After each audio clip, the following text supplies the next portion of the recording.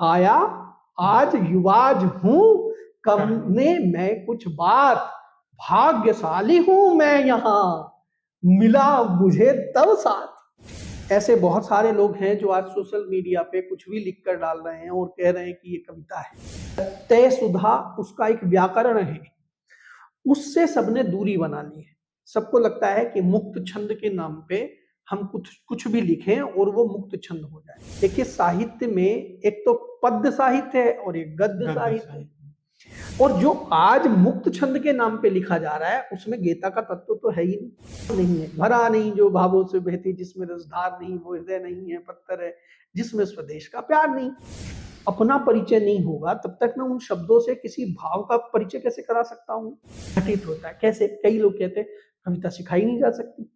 हम कहते हैं भाई हर चीज सीखी जाती है। आप ही नमस्कार दोस्तों, मैं आपका मित्र विकास त्रिवेदी और आप सुन रहे हैं युवाज यूथ की आवाज। आज मेरे साथ हैं श्री योगेश कुमार समदर्शी जी, जिन्होंने 40 से ज्यादा किताबों का संपादन किया है।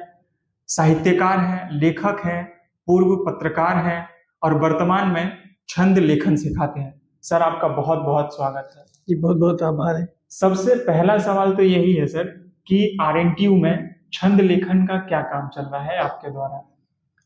देखिए, आरएनटीयू के द्वारा एक बहुत ही ऐतिहासिक पहल की गई है कि यहाँ हिंदी छंद की प्रारंभिक जो शिक्षा है उसको देने का काम शुरू किया गया है।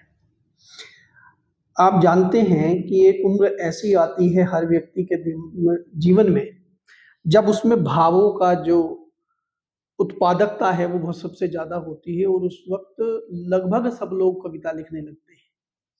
ऐसे बहुत सारे लोग हैं जो आज सोशल मीडिया पे कुछ भी लिख कर डाल रहे हैं और कह रहे हैं कि ये कविता है। लेकिन सच में जो कविता है उस कविता के कुछ मूलभूत तत्व हैं, उन कविता के कुछ मूलभूत सिद्धांत हैं, उस कविता का एक तय सुधा उसका एक व्याकरण है, उससे सबने दूरी बना ली है। सबको लगता है कि मुक्त छंद के नाम पे हम कुछ कुछ भी लिखें और वो मुक्त छंद हो जाए। कुछ भी परोस सकते हैं, कुछ भी परोस सकते हैं, कुछ भी लिख सकते हैं और वो मुक्त छंद है। जबकि कविता जो है वो कविता छंद है, कविता गेता का नाम है। देखिए, साहित्य में एक तो पद्य साहित्य है और एक गद्य साहित्य है। तो गद्य और पद्य ये जो दो अलग अलग विभाजन है, इस विभाजन का जो मूल तत्व है वो यही है कि पद्य जो आपका साहित्य है उसका जो मूल तत्व है वो है गेता, यानी उसे गाया जा सकता है, उसे गुनगुनाया जा सकता है। और जो आज मुक्त छंद के नाम पे लिखा जा रहा है उसमें गेता का तत्व तो है ही नहीं।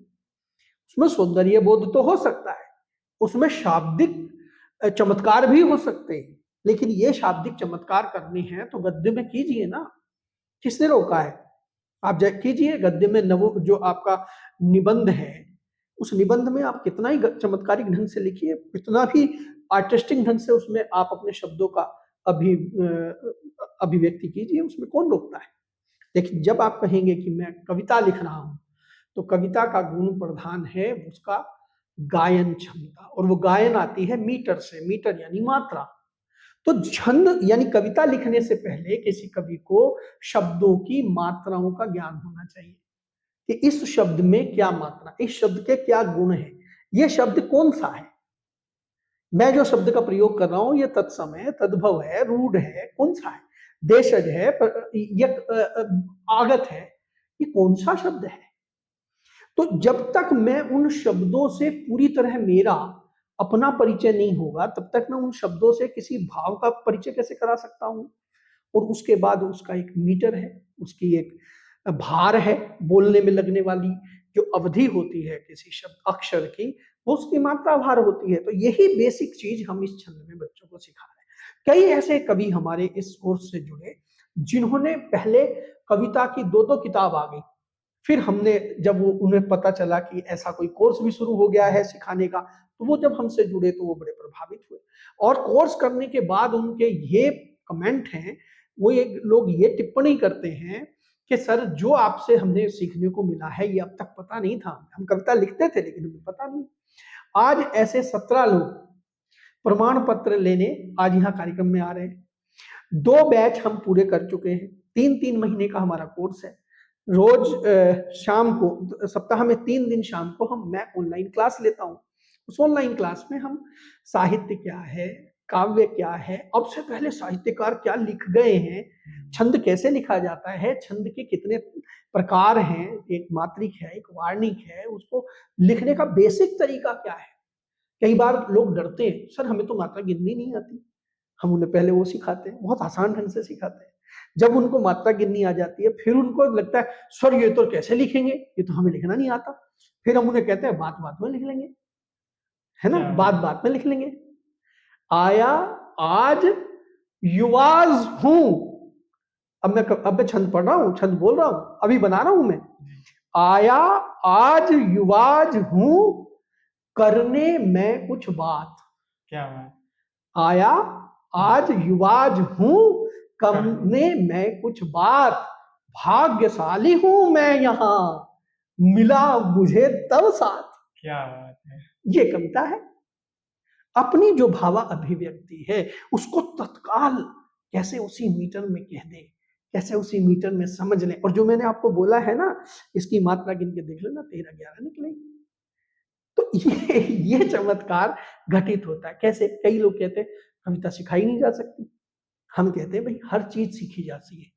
आप ही बताइए, हम और आप बोलना तो बहुत पहले सीख गए थे, लेकिन जब हम कुछ अच्छे लोगों के बीच में जाने लगे तो हमें पता चला कि दूसरे से आप कह के बोलते हैं, है ना। यही बच्चा किसी बदमाशों में बैठने लगे तो उसे पता चल जाएगा गाली दे के बोलते हैं। तो एक आचरण से जो सीखा जाता है, आचार्यों की शरण में जाकर सीखना, ये विद्या का काम है। और ये रविन्द्रनाथ टैगोर यूनिवर्सिटी ने कितना अच्छा अवसर दे दिया सबको कि आप घर बैठे, आपको कहीं जाना नहीं, आपको कोई गुरु खोजना नहीं, आपको किसी जगह क्लास लेने जाना नहीं, आपको घर बैठना है और आपके सामने बस, अब मोबाइल तो सबके पास है, मोबाइल पे क्लास होती है हमारी, हम उस पे 1-1.5 घंटे में सब सिखाते हैं, 3 महीने में सब सीख जाते हैं। आ जाएंगे बच्चे, कविता सुनाएंगे, आप सुनना। बिल्कुल सर, जब हम कुछ लिखते हैं, आपने जैसा बताया कि मैं मेडिटेशन भी सीख रहा हूँ, तो लेखन में और मेडिटेशन का संबंध आपस में कैसा है? बिल्कुल, देखिए जो साहित्यकार होता है, कवि जो होता है, कवि वही व्यक्ति हो सकता है जिसका हृदय चक्र खुला हो या हृदय चक्र खुलने की संभावना बन रही हो। ठीक है, जैसे हमारे चेतना के कई स्तर है ना, कई चक्र हैं हमारे शरीर में। तो जो हृदय चक्र है, हृदय चक्र भाव का केंद्र है, वहां भावोत्तेजना आती है, वहां संवेदना जागृत होती है। और जिस व्यक्ति में भाव नहीं है, भरा नहीं जो भावों से बहती, जिसमें रसधार नहीं, वो हृदय नहीं है, पत्थर है, जिसमें स्वदेश का प्यार नहीं। तो ये जो प्यार है, यहां तो स्वदेश का कह दिया, लेकिन मैं कहता हूं किसी भी तरह का प्यार।